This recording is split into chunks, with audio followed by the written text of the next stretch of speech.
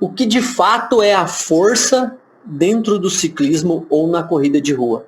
Porque não é aquela força que você tem na academia. É um trabalho diferente. Eu sou Daniel Martins, treinador de corrida de rua e ciclismo, e nesse vídeo eu vou mostrar para você como é que a gente vai trabalhar essa força específica. Ou seja, o que é a força dentro do ciclismo e dentro da corrida de rua. Vamos lá, para a gente se entender melhor. Força, existem tipos diferentes de força. Existe a força pura, que é aquela daquele cara que amarra uma corda no corpo e sai arrastando um caminhão, por exemplo. Isso é força pura. Existe a força resistência, que é a que a gente trabalha na corrida de rua e no ciclismo.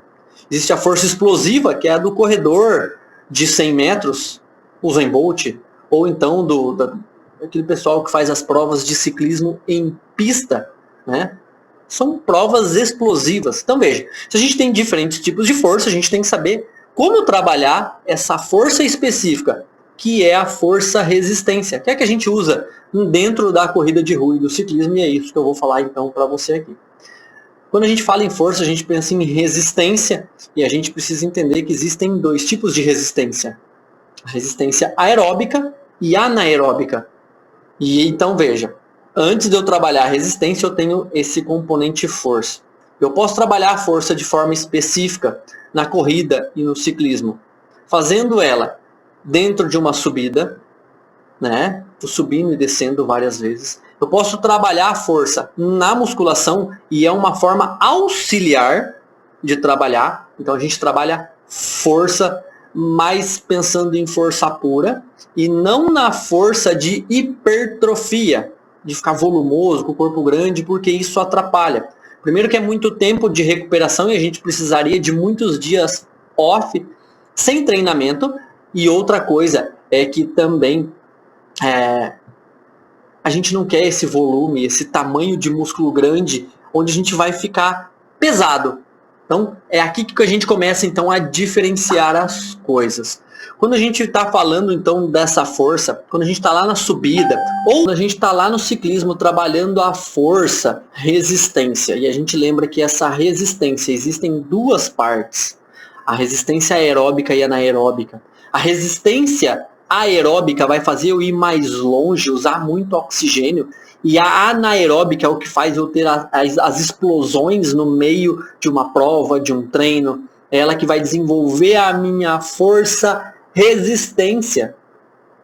Porque ela não é a força pura, eu não estou pensando na contração do músculo da perna.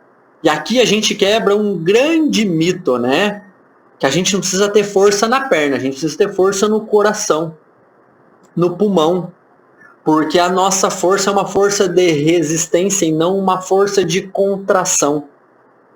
Eu soltei até um Reels esses tempos atrás, né, falando que a gente não precisa de força para pedalar. A gente precisa saber girar. E o que vai diferenciar é exatamente isso. Se a nossa força a ser trabalhada é a força resistência, e essa força resistência a gente vai trabalhar elas em minutos, diferente da academia onde a gente vai pôr peso, a gente mudou todo o conceito nosso de força e de trabalho de força. E por isso a gente precisa ser o mais específico possível.